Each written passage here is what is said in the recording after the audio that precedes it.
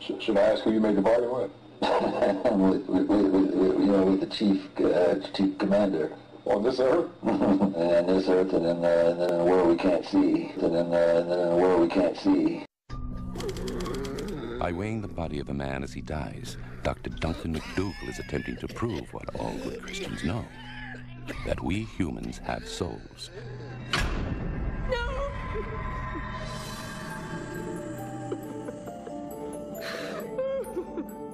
At the moment of death, the body of patient 1 loses 3/4 of an ounce of weight, 21 grams.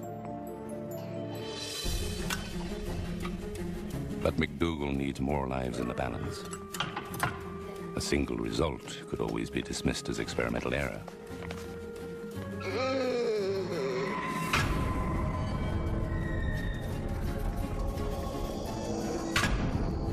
He records a weight loss in his second and third patients.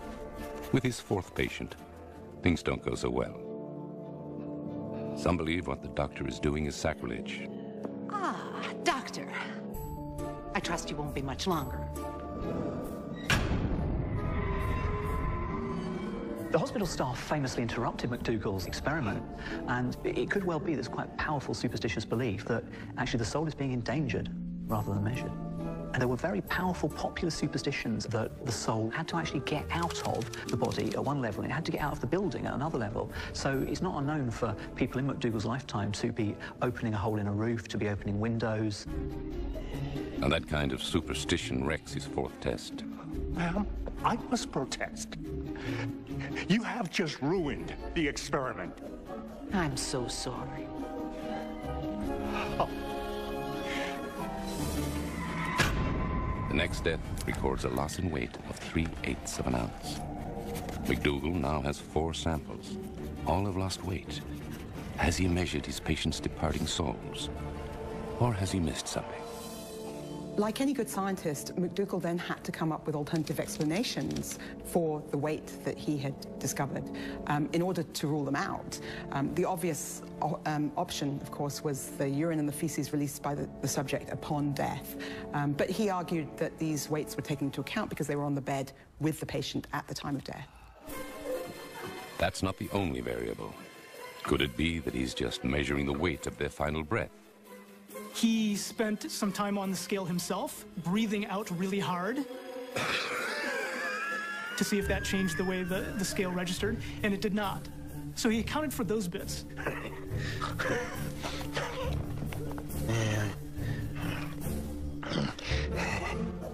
But McDougall's death watches don't sit well with the medical staff.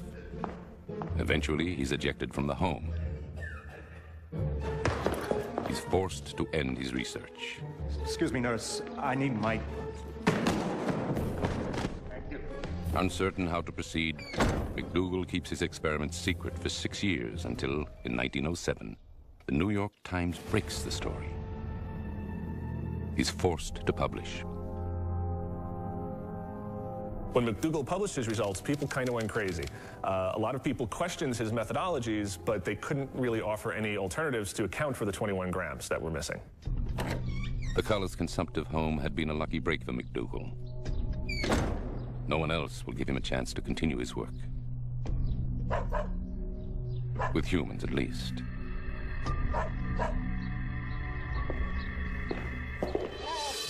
McDougall moves on to a new area of research, aiming to prove that not only do we have a soul, but that it is a gift given only to humans. And his results are exactly as he might have expected. He finds that when dogs die on his scale, he records no weight loss. McDougall, I think, found what he wanted and what a lot of Christians would have wanted out of these dog experiments, that when they died, there was no perceptible weight loss, so no souls in animals. His results perfectly match the fundamental Christian belief that humans have souls, but animals don't.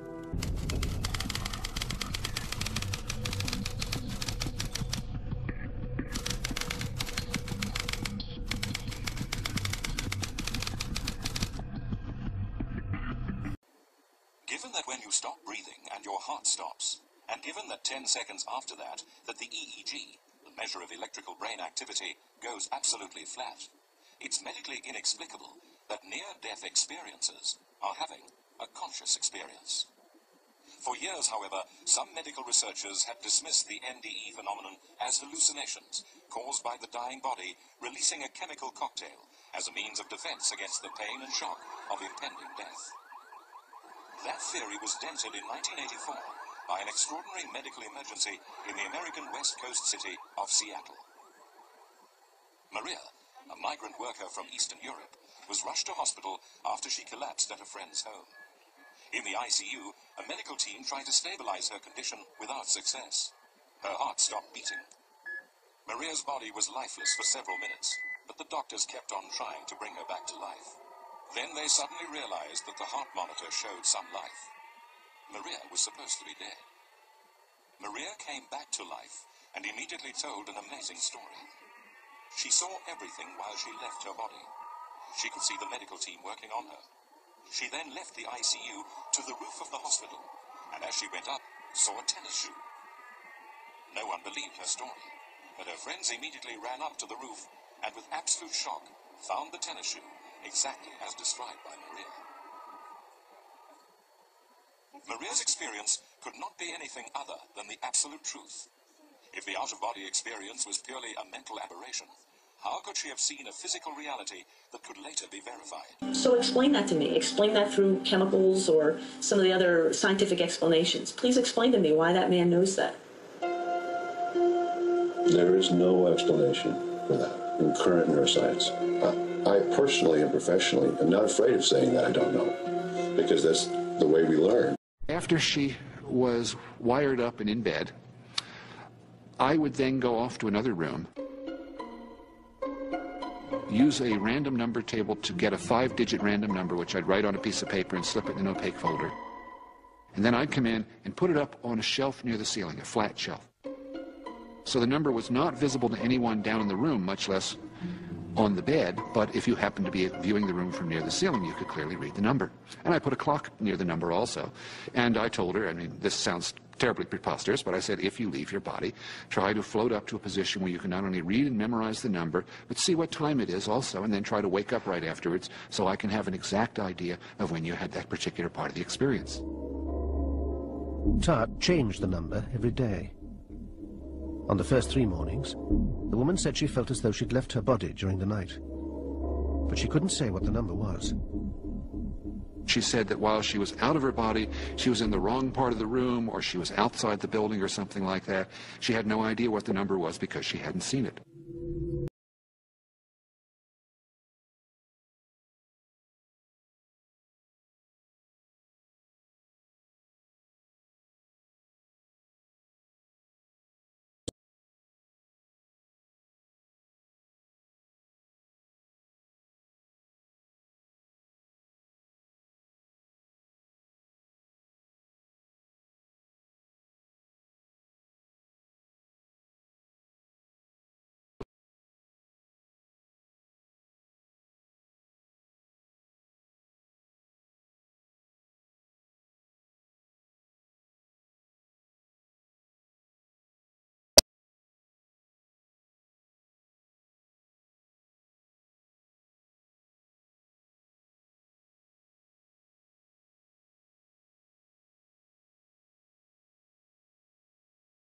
It seemed that while she was asleep, part of her brain was behaving as though it was awake.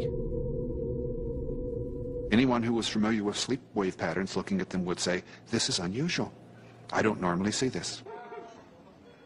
There's been a very good study of people that had cardiac arrests or heart attacks. About 15% of them had NDEs, and the remainder did not have NDEs. And then they studied this group of people for up to 7 years. And there's no question that the people that had NDEs were significantly different from the other group. They tended to have a more spiritual belief system. They had a much lower fear of death. They had a much less materialistic view of the world. They were much more interested in religion, and it really changed their lives a great deal. So this has been studied very carefully, or what is called prospective or controlled studies, and has been proven to be fact. The event is so common. The pattern of the experience is so consistent, and its effect on people is so profound, that just for that reason alone, even forgetting why or what the spiritual or religious implications are, NDEs are something that affect a lot of people in a major way. Research proves that near-death experience is legitimate. Nearly 12 to 15 million Americans have had NDE experiences. This is such an enormous number of shared experiences that so greatly affects their lives that no matter what the cause of NDE, no matter what your ideas about why it occurs, there is no question that given the number of lives that it has impacted, it makes sense to study it. It's an incredible phenomenon, and again, the implications are enormous. Astral projection is kind of a generic term for an out-of-body experience, and it's commonly practiced in the occult, spiritual business, and in other spiritual disciplines.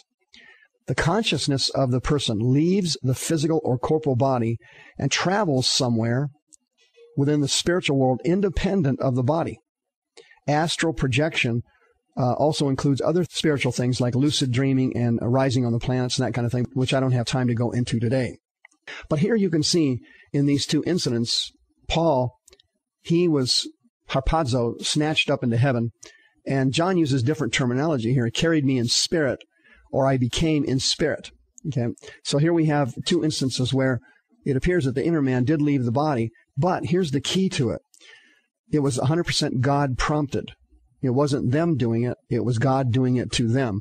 The problem that we're running into now with people who are doing astral travel, I've had dozens of them in my office trying to get rid of powerful familiar spirits. It's a fight. Is that the person is trying to induce it themselves. If you are trying to induce astral travel yourself, right, that is extremely dangerous, and that is of Satan. You're probably going to pick up a familiar spirit. I have had dozens of charismatics and prophetics in my office that have come for counseling, trying to get rid of demons who have been involved in astral travel, and it has always been familiar spirits. And these people started out trying to develop their ability to do it. The second interesting thing about these two great men of God who were involved with astral travel is that it was all controlled by the Holy Spirit. It wasn't self-controlled. In other words, they weren't traveling on their own and doing it on their own. It was being done to them, and the Holy Ghost was controlling where they went, who they saw, who they met, and what happened when they did it. The problem with astral projection is that the person attempts to induce it themselves, and they go through a process in the satanic cults where you can train yourself to do it. And it does work. You can train yourself to be an astral projectionist. That's not somebody that works in a movie theater. I'm talking about spiritually leaving your body. It is possible to do it, and it is real. The problem is you're going to pick up familiar spirits, and you're going to be extremely infected. And then later on, you're going to develop strange physical illnesses in your body.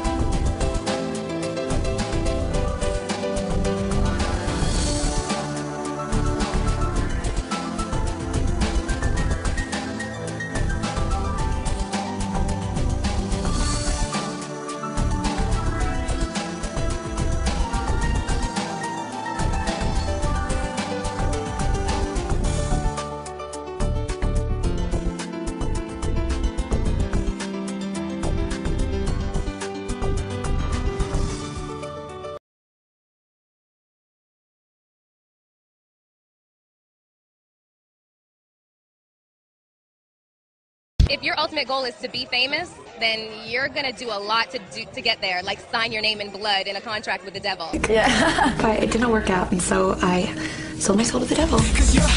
Sold my soul to the devil. You know, a long time ago, and I'm holding up my hand. What was your bargain? To get where I am now. Should I ask who you made the bargain with? with the chief commander. On this earth? And this earth, and then in a world we can't see. Heaven and hell is a reality. More and more scientific evidence proves that life after death does exist. Eventually, we will all die and have to cross the final frontier.